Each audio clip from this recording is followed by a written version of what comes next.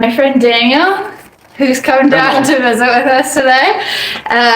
This is my guest, and we're going to be supporting some neck discomfort and also just general relaxation and building up your baseline health, as every massage session always naturally does.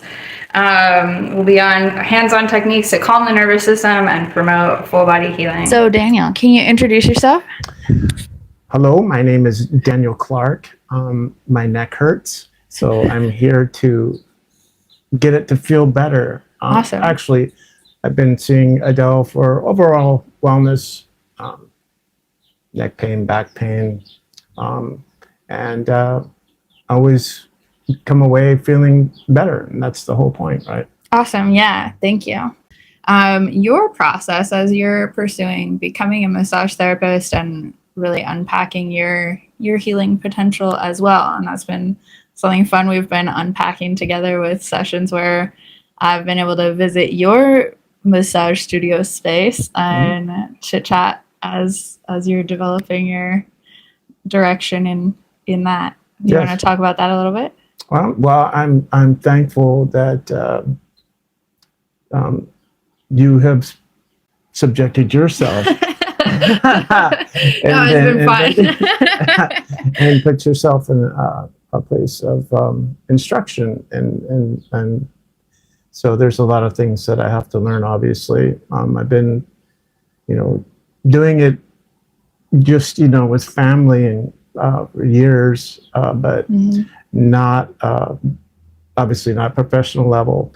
And so now that the opportunity has it's presented itself in a big way, I'm moving forward with it, because it's a profession that's actually I'm excited about. It's I've been doing manual jobs for many years, and so I started going for therapy, and now it's went on to the next thing of, okay, why not go into this? And so and having a background a little bit just from family, and mom is a reflexologist, and it's from generations back in my family, people caring for others, and so it just comes naturally for me. So I'm moving forward with it. I'm excited about it. I'm so excited for you too. Yes, thank you. And so you mentioned you were feeling today, your main check-in in your body was some neck pain. Can you describe a little bit more exactly what you're able to notice about what's going on with your neck? It's just mobility, moving the head around. It feels right now when I'm turning my head, it's crunching, and so it needs to be stretched and loosened up, and just it's going to be an ongoing thing until I'm dead. But so you do things to improve quality of life. So absolutely, yeah. So it's sore. It feels like compression, and so stretching it will be great. I want to kind of measure where it's at right now, and then we have something to compare to when we finish up at the end. Can we get just a tip side to side? Feeling that range. Yeah, right there. It's tight on that side. Mostly kind of walking you out there. Mostly on the right. Okay. This right side feels more. It feels a lot more tight up in here. So the tension showing up on the right. Yes. And then. Left's a little bit better, but rotation. What about, you show me that rotation. Yeah. So that's just. I don't know if we can do too much about that, but we can definitely. What about looking up? Yeah. It's definitely crunching more that way. Crunching. Yeah, totally. Do you have any secondary concerns that we should stay aware of? As far as pains, no.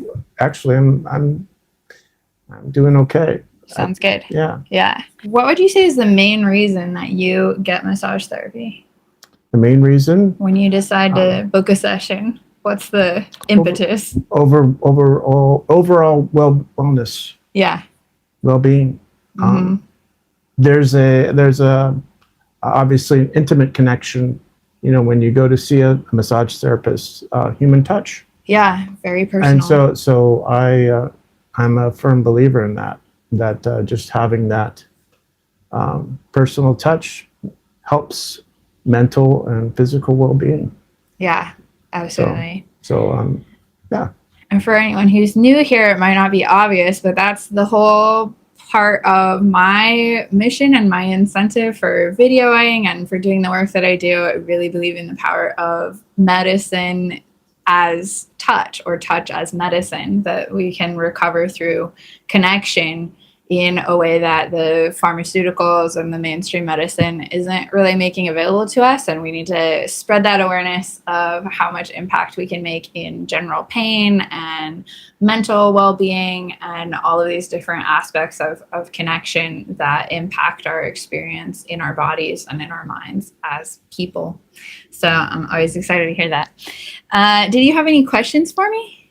No. Okay. So cool. My mission with this whole video process is, like I said, to just elevate touch as medicine, and to point out that, like, as a massage therapist, and I think you'll appreciate this, as a massage therapist, I'm not really in competition with the other massage therapists or even with like other healing modalities. I see myself as like in really direct competition with alcohol and drugs and opioids and these different relaxing dangers, you know, that people are using as like alternate ways to calm themselves and soothe themselves when we don't have access to the amount of touch and comfort and support and social infrastructure that we actually need to thrive and to do our best. So what I'm wanting to do with building up my own video skills and bringing this to a bigger audience is to just kind of get in position to be able to share that message of the resource that we have in touch-based medicine to really restore ourselves to a baseline of health and to bridge the gap that a lot of people are experiencing as our communities are a bit fractured and our social infrastructure is not at its best, but that we can reach across that with touch-based healing modalities. And I would love for people to be getting more professional massages. I would also love for people to be sharing more massage with their family and relatives and friends and people that they're close to, just offering that as a gift that we can pass around in our communities. So I want to build people's familiarity with that. And I know that you have quite a history with sharing that kind of what we call colloquial massage in your own family and community. And if you're comfortable sharing about that, I'd love to hear more while I'm working on your legs and back here. Oh, you mean about mom? Sure, yeah. Let's start with mom. Well, it's always been like a social thing, and people would come over. Mom would offer that, and it was like, maybe this, just to somebody wasn't feeling well or whatever. It just kind of breaks down the barrier of communication, right? It breaks it down to where you can talk to someone and get to know them, and just by rubbing someone's feet, you have a conversation, and it just is it's like a different level. There's on a personal level that's good for it's good for everything. It's good for your heart, your mind. It is. So it strengthens for sure. I love that you point that out on the front end, just that idea of like breaking down the barriers of communication and building that sense of connection just through touching. What was your mom's touch like? Like, what was her approach? She would always she's always put herself in a lower position. I remember, like physically? Yeah, she would always be sitting on the ground, and somebody would be in the chair. So it was, that was just how she did things. She was always always want to help people, and very kind, giving person, you know. She just, you know, she's can't do as much as she used to, but yeah, that was when I think back about that, that's what I remember most is she would always be in it. I'm still kind of cranking through. We've got this gastrocnemius, just a set of fibers that's sticking together, and that is a bit hypertonic, meaning that it's stuck in contraction when it received some kind of neuromuscular stimulus at some point. Maybe something a little abrupt happened, or you jumped off of something and landed slightly awkward. Like, we usually don't remember what exactly was the stimulus, but it can be from repetitive use, or it can be a single episode that suddenly just leaves its imprint in the way that the muscle is functioning. Ooh, right here. I do that a lot. I jump off of stuff all the time. Now, overall, that's good. That actually is really good for your skeleton to have some good impact from the feet up. I feel like I'm actually more relaxed with it not straining. Maybe I should do that more. Anyway, I'm pausing into this little spot where we've got both the gastroc and the soleus are engaged together here. Yeah, I can feel that right there. More the soleus that has the core of this kind of funky. Yeah, I feel so. Oh, you feel that jump in there? Yeah. Yeah, I'm going to jump it on purpose just for your experience of detection. That's not really therapeutic to jump the muscle on purpose, but it can help the nervous system pick up the information, and just, you know, for the person that is receiving that, it can give a little bit more information to help your subconscious mind get back in control of this little area in a more efficient way. So we do something where the muscle activates, meaning like it contracts, it pulls from the muscle fibers and shortens. And when that happens, it can get kind of stuck there, and it can be either from a neuromuscular thing, meaning that the nerve going to the muscle gets stuck that way, or it can actually be a metabolic thing where the muscle fiber itself like runs out of energy to release, which is a little surprising, right? Wow. Yeah. But once it's contracted, there's not as much space inside of it for the energy, like the literal like ATP particles, the glucose, you know, like what we're burning, to flow around, and also for the electrolytes that are helping the neurological communication happen. And so they're like kind of pushed out of the way by the shape that the muscle is making when it's really highly contracted. So then it has a hard time resetting back into position. And so that's it. That's the ironing out part. Yeah, so that's the ironing out part. So we're actually manually extending the muscle back into its neutral position with this more like flossing or ironing shape, where I'm putting this pressure.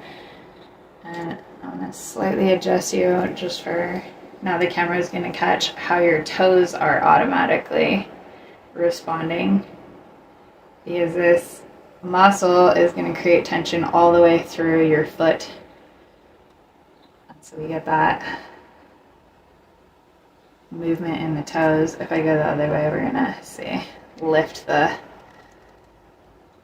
whole foot as well, and you can feel that, right? How it's connected through there. I can't feel my toes move, but I can definitely feel me moving across something. Yeah. That's interesting. Interesting that my toes were. I didn't know they were moving. It's a little subtle, yeah. But like, I don't know if the camera's even fully picking it up, but to my eye, I can see it. Of course, that's like exactly what I practice. Is like watching really close, yeah, for those super fine, like millimeters at a time of movement anywhere in the fascia system or throughout the body. Okay. So we've got a lot more movement there, whereas it's softened comparatively. I can still pick up that like it was a little depleted, but how's that feel to you compared to when we started? That's good. Kind of neutralized the difference in sensation. Well, from when I didn't really realize there was a problem until you ran across it. Right. And it's like, oh yeah, that needs to be worked on. So, it feels better. The body is pretty miraculous like that, where we get this amazing amount of cooperation that allows us to just keep going. Like it's going to do everything that it can to not have to stop us, because the body's going to keep assuming that like whatever we're already engaged in is like a survival necessity, right? I have a high pain tolerance, so I actually like it when somebody walks on my back. Uh-huh. So I'm not asking you to do that today, but So I also grew up doing a lot of colloquial massage, and as a really small child, I was spending a lot of time like working on my parents. And I remember really clearly, like that's my nervous system is all about like long-term memory and like somatic memory. I'm just highly specialized that way, I guess, to the detriment of other categories. But my parents both would, be like worn out and tender, and they would kind of talk through the sensations that they were feeling. And so like even as a pretty small child, I was getting a lot of like coaching and feedback where like they wouldn't have been able to articulate stuff like, oh, now you're on my gluteus maximus, and now you're moving into gluteus medius or whatever. Like that all came with study later, but that my touch feel was getting trained by their like really responsive description as well, where they would be like laying on the floor and be like, get on my back and walk up my spine, and also like go really slow through that area. Like I had no idea that, for instance, like right here or over the false rib, which is protecting the kidney, right? And so like as a small kid, my parents wouldn't have been able to tell me, oh, that's my kidney and you're hurting when you step directly on it, but they would be like, ooh, for some reason that spot right there, it doesn't feel that great. And so I would be like really tuning into that sensation of like, why is that location more sensitive, and like the kind of electromagnetic information that you can pick up from that feels awesome. the sensation. Right? So I'm just kind of anchoring my knees like right into the junction where the femur is coming into the pelvis. So we've got kind of anchored on those joints there. And then I've also got my hands planted up here on the thoracic spine. I'm just going to actually do a little bit of yoga myself. Dropping into position here. I'm wanting to keep my own spine nice and long. Pressing my chest forward so that my arch of my back is protected as I put more and more of my body weight forward onto your thoracic rib cage.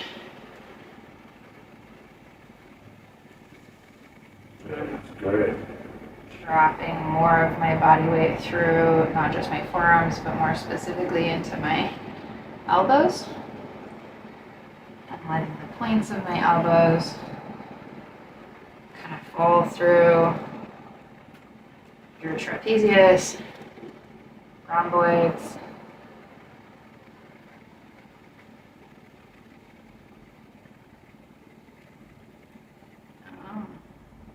got on the right side more resistance.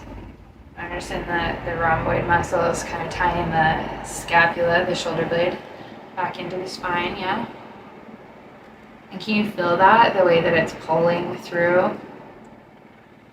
No, it just feels really good.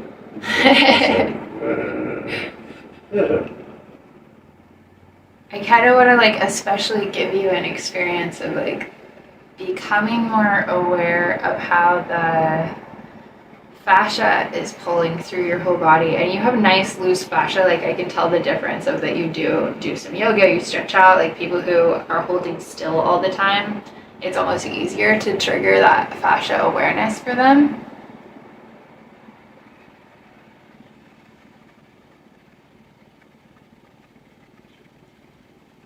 But just as you're breathing, like let that awareness of mind pressure in these points here. I can feel on the right side. Yeah, that comparison. Yeah.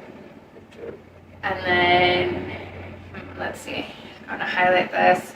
So I'm going to take an elbow into the left side and then just give you like a reference point here. So as I'm putting more pressure through the elbow, what can you notice at my fingertip here? Moving off, putting more pressure through.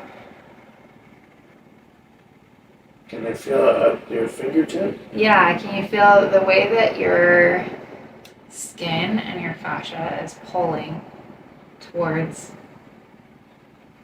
the elbow point?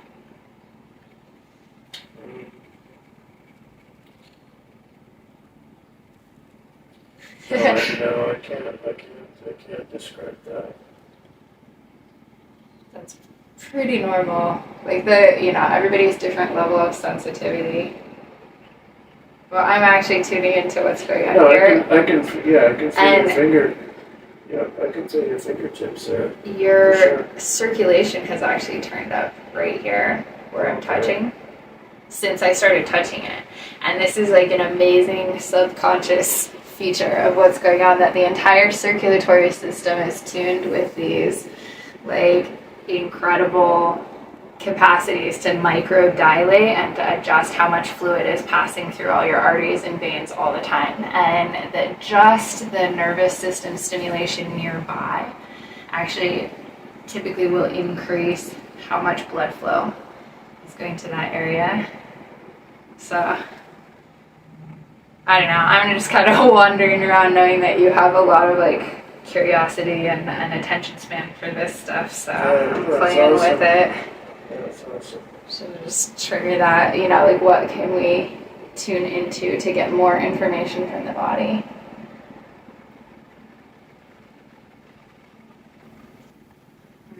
A little more movement in these, the erector spinae. Are you working on like studying muscle names yet? Not yet. I got my books. Actually, I ordered 2 books and one of them got lost. Oh no! Yeah, so I got another one. But you can get them on Kindle.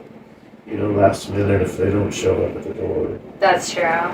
You have plenty of time. I mean, I know that you're being so proactive about like. Yeah, I wanted to have it all right there. Yeah. So I was just curious. But yeah, other massage therapists that I've explained, like I have this project of making videos of massage therapy sessions. They're like, why would you do that? That sounds horrible. Yeah. You have to have a topic, right? The topic is what you want to talk about. I don't know. Do you have ideas for me? What would be what? What would be your suggestion of what kinds of themes could a massage therapy vlog have? A massage therapy vlog. Let's see. If you notice somebody has some kind of a skin rash. Oh yeah. If you're going to go to your massage therapist and you have something on your skin, should you tell them? Or if you have athlete's foot. Yeah. Oh, these are great questions. I'm gonna just answer them now. So you're gonna join my staff as a writer. What's another one? If somebody has, do you treat somebody? How do you treat somebody who has eczema? Oh yeah, yeah. Okay. We've got some skin level questions, and I like that. That's important because it is like it's directly pertinent to what massage therapists are touching and doing, right? Mm-hmm. So eczema generally is like I'm not a diagnostician or a prescriber as a massage therapist, meaning like it's not my job to label the condition, and it's also not my job to tell you what you should do about the condition. Like I can show you some options to stretch out muscles for identifying just observational information, but I'm not going to tell you like you have eczema for sure, right? Because I'm not going to take on the risk of being wrong or steering you the wrong direction. But with stuff that's just pretty direct observation, there's a bit of a scope of practice borderland there that we just kind of have to professionally learn how to deal with. But eczema, if it is already identified by a doctor, I don't need to diagnose that. Usually the person will just tell me like I have eczema or I have kind of an ongoing condition in this area. And eczema Shingles is another one. Right, yeah, shingles is another one. And those are generally not super contagious. Like the eczema is a like autoimmune thing that's happening in the skin on the surface level, and shingles is actually a varicella virus, same as chickenpox, yeah. Mm-hmm. But by the time that it's expressing through the skin, it's not going to be super contagious, and I am immune to varicella virus, so I'm not really worried about it as a transmissible disease. So if they can tell me like this is eczema, this is shingles, then I know both of those things are actually going to respond pretty well to coconut oil, and I'm not going to make them worse with massage therapy.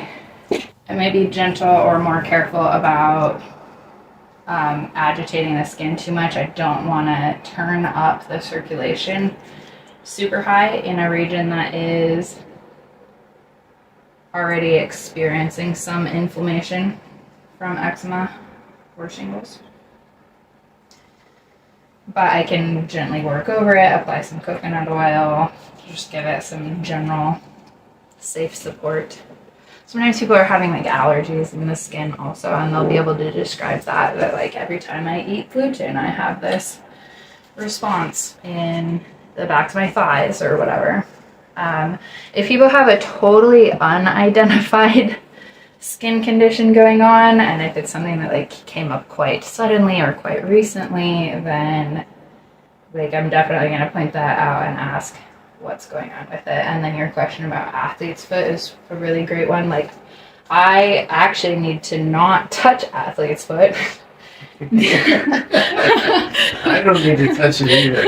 Yeah. We don't need to touch it. We need to not touch it.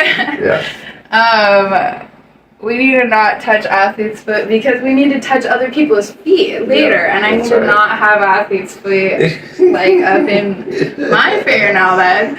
So, but it's so common. I mean, it's so common, and out here on the island, the amount of like just general fungal and like yeast infections and stuff on people's feet, or like warts, plantar warts, are like more common here than anything. I've never seen the frequency of plantar warts that we have out here on the Big Island because people step on stuff. It is. It's not super contagious though. Like I'm not afraid to touch it. I definitely, want to follow my very thorough hand washing protocol after I touch it. But if there's not an opening in the skin, then it's like it's not gonna get a hold on my body. Yeah. So. Anyway, there are like transmissible things that you don't want to touch on like athlete's foot and like foot fungus, toenail fungus generally are not actually going to make it impossible to massage someone, but I might ask them to wear socks, or often they already know. You know, if they're in a fight with athlete's foot, they're already going to know, like, don't get this contagious stuff all over everything. So they'll often get onto the table with their socks on already, and I don't mind working through the socks. It's totally permissible to work through the socks. If I pull the sheet off of somebody's foot and I'm like, ooh, I think they have athlete's foot and they don't know they have athlete's foot, then I'm going to actually just tuck their foot back in and work through the sheet too.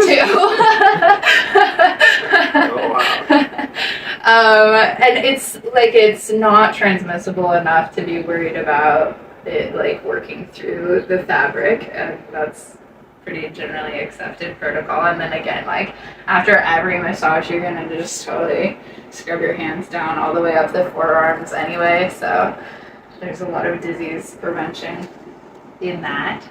I actually have some stuff I really love. There's lots of different, you can disinfect all your stuff, and there's people using bleach and people using just like vodka. And Vodka. Yeah, that's actually the alcohol, the alcohol, which is kind of cool. But especially, massage therapy is a community where people are often trying to like use more natural or organic methods, and they don't want to use the bleach directly on stuff. So some people are using vodka in their spray bottles. I love using hypochlorous acid. And what is super great about this, I should get a freaking affiliates link for this. One day I will, I swear. Because I have actually convinced several people to buy this, like at the school where I teach anatomy sometimes, on the chiropractor that I see, and like everywhere I go, I'm like, we should be using more hypochlorous acid because this is the shit. It is just as strong of a sanitizer, FDA-regulated sanitizer, as bleach, and it's a molecule that's really, really similar to bleach in composition. But it's totally safe. Like, don't drink it, but like you could lick something that just got dipped in it, and it's like not at all considered dangerous. Like you would spray a pacifier off and hand it back to a baby, and it's just really casual in the body. It breaks down. But it so kills like most of the bacteria. Yeah, it's still super antagonistic to the cell walls of bacteria and viruses. And it also is basically water, but with a smidge of salts and a smidge of acid, and then kind of bonded with like a electrolysis process. So I just have a little device that you fill it with water to the fill line, and you put in this little capsule that has pre-measured, and it's literally pure white vinegar and salt, but just measured super precisely for you. And so you pour the little capsule in there and you turn it on, and it just feeds an electrical current through the fluid until all the molecules are kind of reorganized in there, and then you have a bottle of hypochlorous acid that's like perfectly at concentration. And that's what I use to clean everything. So after every time that I touch suspected athlete's foot or any that's a daily thing too, viral that you can run into it. It's like, it's possible. The dangers of massage therapy. Yeah, I didn't think about that one. But yeah, anytime that I end up touching something, like, or almost touching something, or just transitioning off of, like, even people who have perfectly healthy, beautiful feet, like, I don't want to take the germs from their foot and put it up on their shoulders and face immediately on my hands, Well, it's really a consideration of who you go to for therapy. Yes, I agree. Some people will. I have received treatments where they, like, left my feet and came straight to my scalp, and I'm like, what are you doing? and just the table too. I mean, making sure the table and the linens and everything are clean from one person to the next. Yes, sanitation is a huge part of the job once you get it going. Well, I mean, as consumers, we need to pay attention to it where we go. Absolutely. So I always have my bottle of hypochlorous acid in here, and I use it after after every treatment. I'm spraying down the table with it, and I'm getting it tidied up. It's safe on fabric, so I use it like even on my seating and like the rugs and stuff when I'm doing more. So let me know that, like, text me that information. I will. And I might see if I can figure out how to do it on the video. I've never actually done any affiliate marketing, but I think I just accidentally kind of sounded fine. It could just, so may as well try it. Little caption with the video that has what it is. It'll be my first video that has that little sticker of like contains a paid advertisement. Yeah. That'd be fun. Yeah. But anyway, I spray my hands off like after working on people's feet all the time. Okay, so we already started warming this up just a smidge. I'm gonna tip. This is our limit, our natural limit here, where if I push past that, that's gonna cause some resistance and be less comfortable for you. Yeah.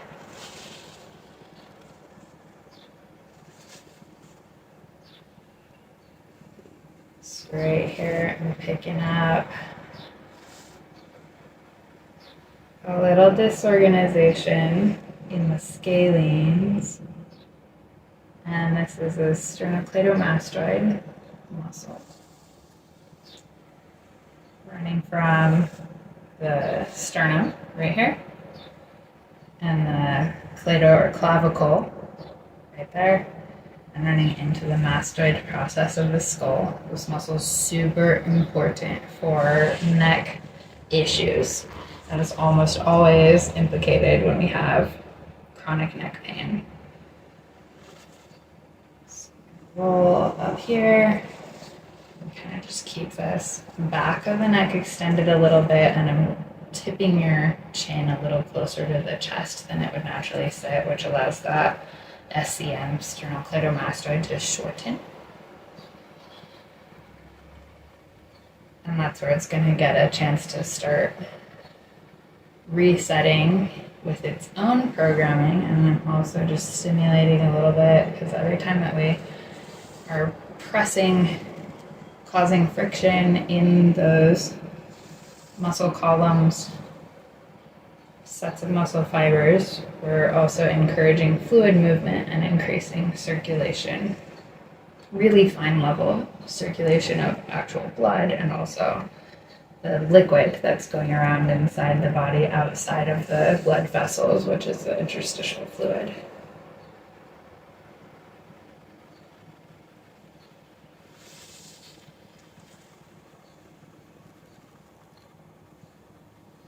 I can definitely feel that you are practiced at relaxing as I'm like pressing into some of this, what can be fairly sensitive or protected tissue for a lot of people.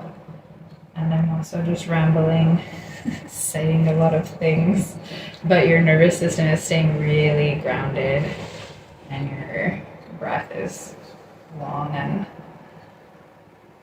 emphasizing the exhale. So I can tell that you are tolerating this pretty well.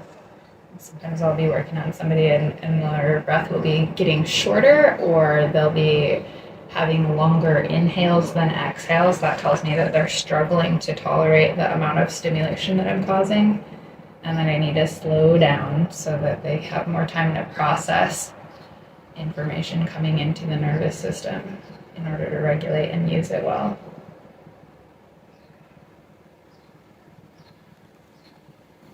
So I'm reaching up under your neck here. I'm just narrating. We can let this just go into your subconscious. You don't have to process this, really. It'll be there for you if you ever need it.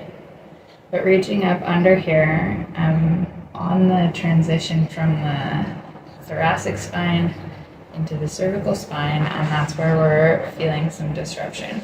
Yeah, something just moved. Yeah, it did, didn't it? So when we have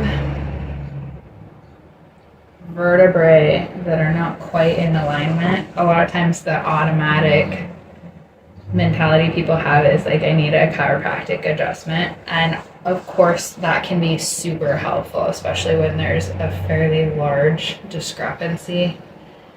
And I tend to think, depending on how a problem got into the body, that's a bit of a clue on what might be best to get it out. And so I'm a big supporter of chiropractic adjustment for people who have like just been in a car accident where they got a sudden abrupt movement, and a sudden abrupt movement can help undo that exact concern.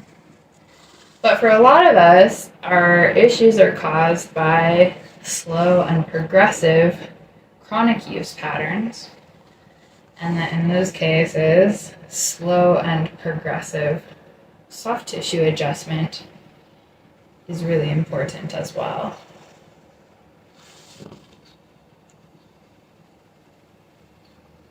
So we do have, this is the T1 vertebrae, is sitting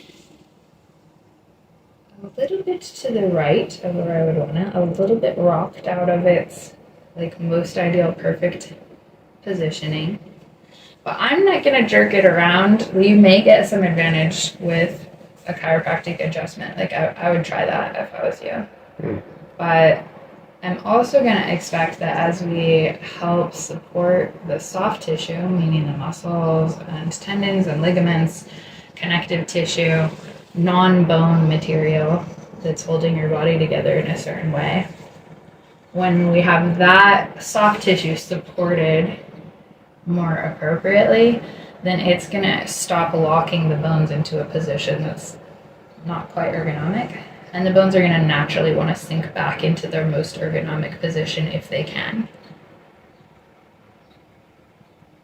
On a pretty fine level, finding basically like tiny threads of connective tissue that are stuck in a constriction. They're holding, almost like a spider web, holding the bone in the position that it's in. And that as I touch it, anything that's neurologically mediated is going to get more information and basically be able to map itself into your body more efficiently. It's going to want to go back to where it belongs. Anything that's not neurologically mediated is probably pretty small, like literally small, because the nervous system is in charge of everything. So if there's no direct nervous system instructions coming there, then simply using mechanical friction is going to help realign those fibers. They're usually collagen fibers, and they literally look like a spider web. Like if you zoom in with a microscope and can like really look at it, it's like a three-dimensional sort of wet, sticky looking spider web. So you can imagine if you just kind of have a stick stirring that spider web anywhere that it's too tight or too closely knit, then it's going to mechanically just snap some of those little fibers and allow the overall picture to drop back into place. And those fibers are just always laying down. They're not doing anything that's especially related to damage here. They're just constantly accumulating in between the tissues of the body, just like cobwebs in an old house, you know? And so like any space that you're using actively, you're never going to really see cobwebs because you just are moving through them and breaking through them faster than they can build. But if you don't go in a room for a year, then you'll start seeing cobwebs because the cumulative effect of all of those cobs webbing starts to get detectable. And it hurts. Right. To move those. That's why it's, you want to, well, that's me personally. I just try to stay active and moving everything all the time. Yeah. And that is key.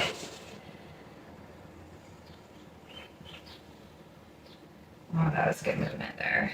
We've got enough opened up that I wouldn't say it's all the way back where I want it to be, but that T1 C7 junction just got a lot more appropriate angle. I'm happy with that. Can you feel the difference? It feels great right now. I can feel it feels open. Okay. I don't feel any tension. You're saying it was the right side that you were mostly having discomfort with. Yeah, it's an ongoing thing. My neck, it says it's an ongoing situation. And I do want to check in on the left as well, because a lot of times we sense the sensation of something being out of alignment on one side, but the structure that's keeping it stuck that way is actually on the other side. And that it becomes like desensitized. So there is over here, we have some disorganization through these scalenes as well. And just like before, they are automatically beginning to realign just from getting stimulated and kind of sequentially stimulated. And this is key when you're like working anything yourself. When we do self-massage stuff, it's a lot more effective if we do get a little bit of connectivity in our minds with where the muscle is. So this scalene is running from here up into the skull, and experiencing that muscle as the line that it is actually really helps us to map the sensation and to use the sensation that we get from that muscle in a more meaningful way. And all of that mapping is happening in the brainstem, and the subconscious mind essentially is taking care of most of what happens with our positioning in space and the way that we're moving our bodies. And so just giving it that stimulation of tracing the lines of the muscle helps it to essentially adjust its code to make more sense, like to be able to automate the movements in a more logical order and do that muscle recruitment more effectively.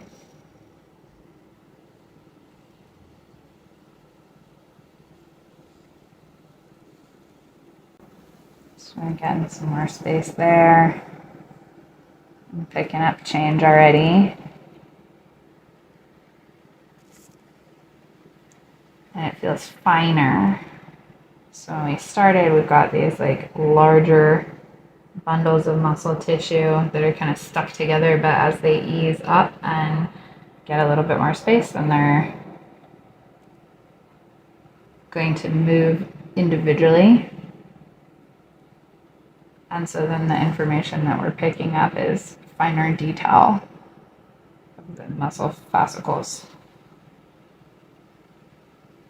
that are still sticky versus the ones that are now fully lubricated and moving smoothly across each other.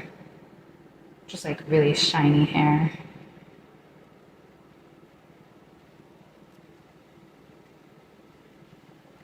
We want the muscle fibers that are like long, they're individual strands. They're actually just about as thick as hair fibers also.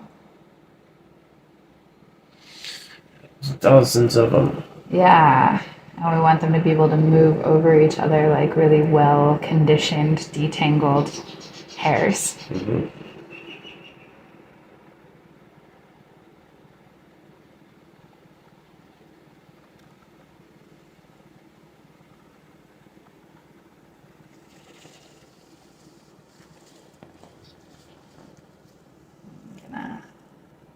Just give it a little traction. It's mechanical traction. Again, just allows those fibers, the hard tissue and the soft tissue, to drop back into the more neutral position. while also mapping the nervous system to have that kinetic awareness of where your body is in space. Just dialing in cleaner and cleaner.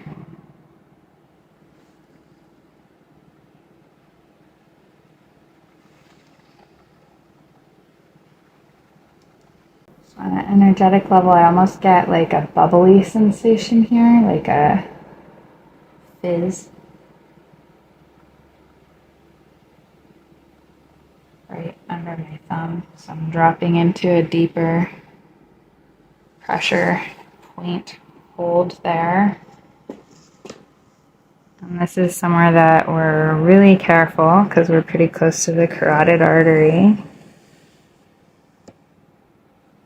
So I don't want to disrupt any of the blood flow to that brain. So you might be able to see it in the camera. I can see it visibly where your carotid artery is right now. Mm.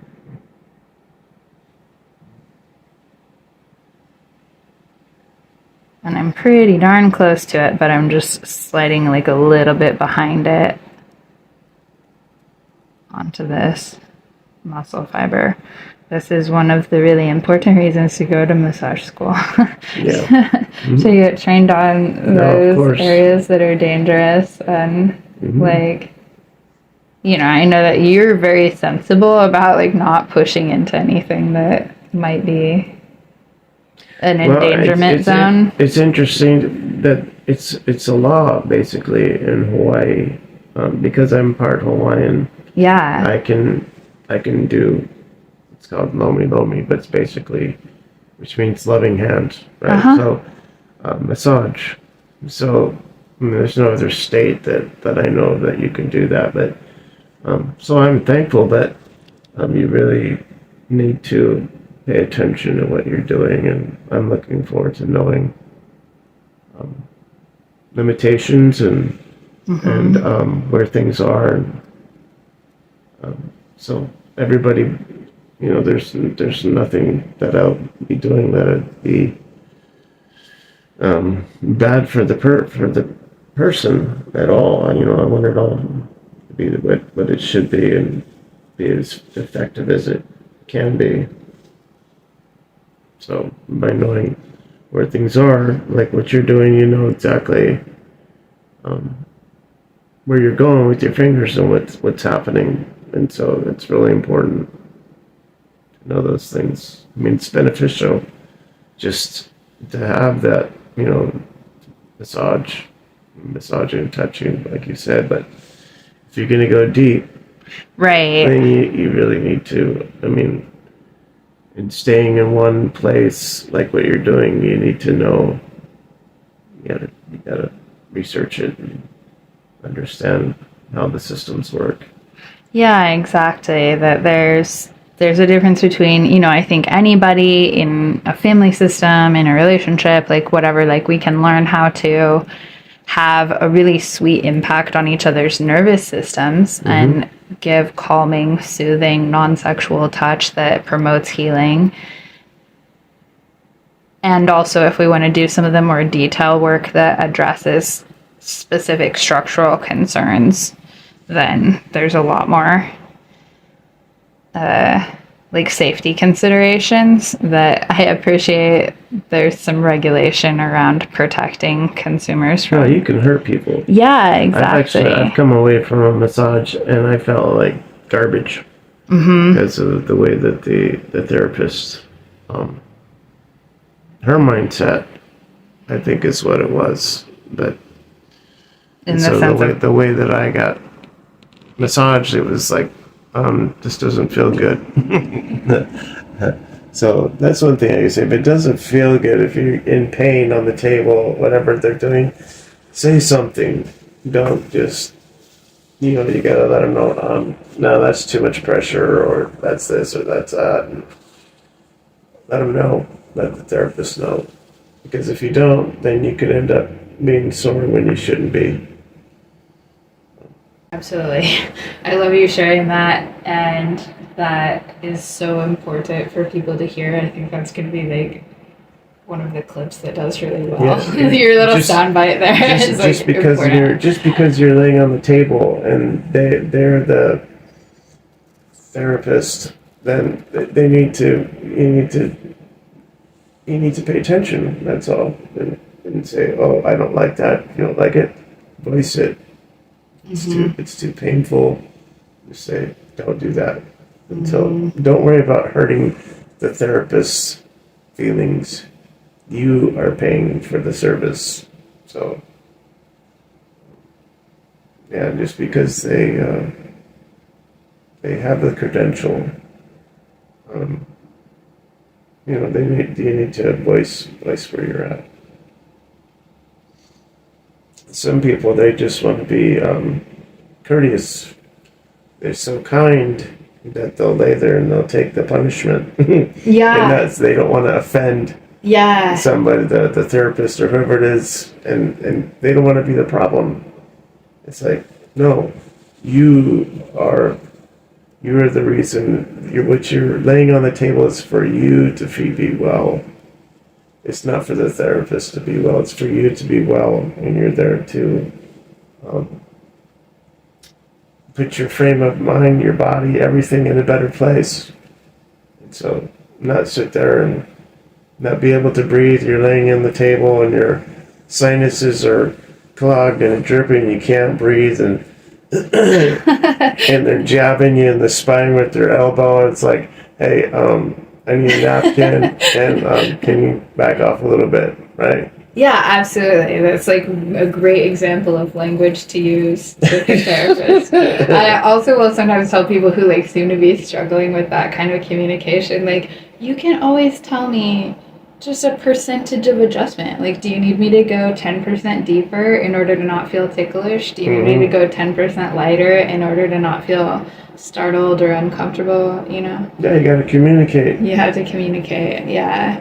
I had a client the other day who was like a really long-term client, just a really sweet lady that I've been working with for quite a while. And I was so proud of her because when we first started, she was one of those that would just like, she would hold it all in. She would get tighter and tighter if there was something that was uncomfortable, and she would kind of make me like inquire. And like, fortunately, I am pretty sensitive. I'm really devoted to remaining in that level of sensitivity with the clients. I don't know if that shows up on camera, but like in my normal sessions, I am really tuned into like if we need to change the temperature or, you know, like what is going on with the person, super subtle little signals of what we might need to change to make them more comfortable. So I was able to work with her, but I really encouraged her to get more expressive with her needs and her sensations, and to like be willing to coach me through making the adjustments that she needed in order to have the most relaxing, like best session possible, right? So like a couple years later of like, gosh, this lady's on basically like every other week sessions, right? And so it's been a long time that we've been building this relationship of trust and connection, and like usually I can just kind of whip through and like I know what she needs, and she is conditioned, like she's got like actual, you know, conditioned behavior in her nervous system of going into deep relaxation when she gets the stimulus of, you know, hearing the sounds of the treatment room and being touched in the predictable way, and like that she's getting what she needs. But she came in the other day and I had some music going, and the music was just like not to her liking. Like there just was a little noise in it that was irritating to her, and it was like making her slightly jump. And she actually went and turned it off before I got back in the room. She just fixed it for herself. But then I didn't know what had happened, right? And so I just like pressed play on the thing, and she was like, actually, I'd really rather not have that music. And I just felt like so proud and happy. Like it seems like a simple thing, but a lot of us actually were trained to be so passive and so receptive to what's going on, and to like bottle up those sensations that are not working for us, and then we're just like not getting the most out of the experience. And so it was really cool to be in that place with her, and I told her like, babe, like, I'm so proud of you. Like, I'm so glad and appreciative that you shared what you really needed and that you have progressed to be able to express that and to, like, not be afraid of my feelings or my reaction, or to not be worried about being written off or taken as, like, you know, whatever we carry that we expect to go wrong if we express ourselves more thoroughly, you know? Like, it just was a really sweet moment to go through that. And I told her, like, this is part of our goal here in massage therapy, is to create these experiences where you are fully in charge of your experience, where you feel like served and cared for and nurtured, and that you get a space from your daily life where you're taking care of everybody else and everybody else's feelings, and to have one place that's really just about your feelings and being able to protect that and advocate for yourself and get, like, the absolute most from that.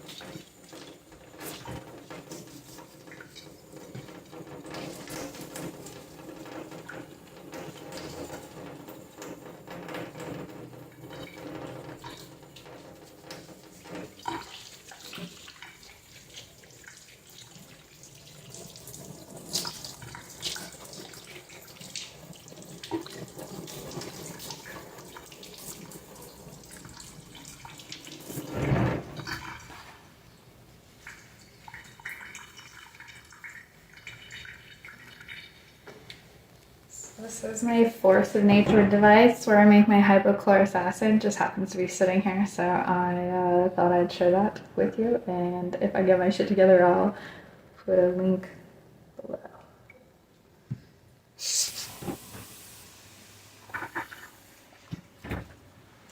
So my hair's just like. Oh yeah, I'll show that. Your hair's deeply awesome. Anyway, thanks for coming out, and I really always enjoy working with you. That was great. So sorry, in here. Nothing's better. Okay. Good to see you, and I really appreciate it. And I cannot wait for my next session with you. Are we still on for next Friday? Yes, I'm Is that, pretty sure. Yeah. that's the plan? Mm-hmm. Hell yeah. That's been really great. I have really enjoyed and appreciated those sessions, and I'm so excited for you to be on course with your pathway, becoming a healer. And like, I know I said this before, but I feel very privileged for being invited into your journey. Well, I'm stoked. I'm thankful for your input and your instruction. It's always a lot to me. Very much. All right. The body. Cool. Like and subscribe and comment and all those things that I'm supposed to say now that I'm getting YouTube famous.